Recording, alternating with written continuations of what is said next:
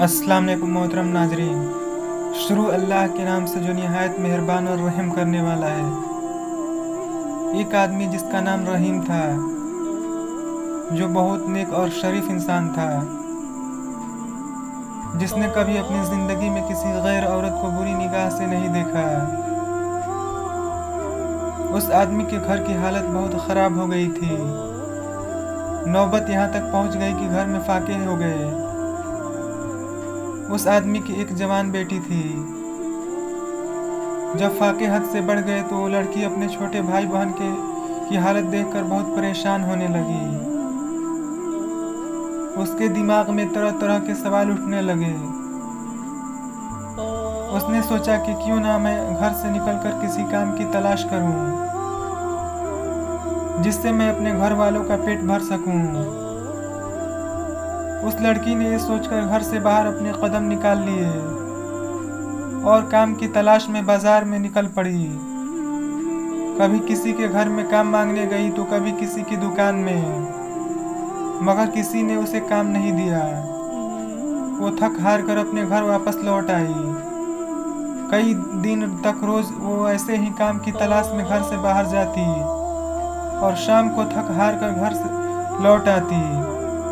जब कहीं भी उसे कोई काम नहीं मिला तो लड़की गलत कदम उठाने पर मजबूर हो गई। दिल में इरादा करके घर से निकली कि आज मैं अपना शरीर बेचूंगी और कुछ खाना खरीदूंगी। वो लड़की घर से बाजार जा पहुंची। जिस्म बेचने लड़की वहां गई और लोगों को अपनी तरफ आकर्षित करना शुरू कर दिया।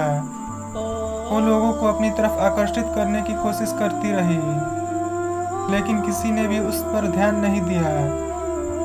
ध्यान तो दूर, किसी ने उसकी ओर निगाह तक उठाकर नहीं देखा। लोग आते और उसकी ओर नज़र उठाए बिना निकल जाते। इसी तरह खड़े खड़े लड़की को शाम हो गई। वो परेशान होकर घर की ओर कदम बढ़ाने लग गई। जब घर पहुंची तो अपने वालिद को परेशानी में देखा। दरवाजे पर बाप ने बेटी को देखा और पूछा, बेटी कहाँ गई थी? लड़की अपनी वालिद की बात सुनकर उनके पैरों में गिरकर रोने लगी और माफ़ी मांगने लगी और फिर रो रो कर सारा माजरा बयान किया कि अब्बा हुजूर, मुझसे अपने भूख से बिलखते हुए भाई बहन की हालत देखी नहीं गई और मैं मजबूर होकर जिस्म बेचने गए थे, लेकिन एक भी आदमी ने मेरी तरफ नज़र उठाकर नहीं देखा।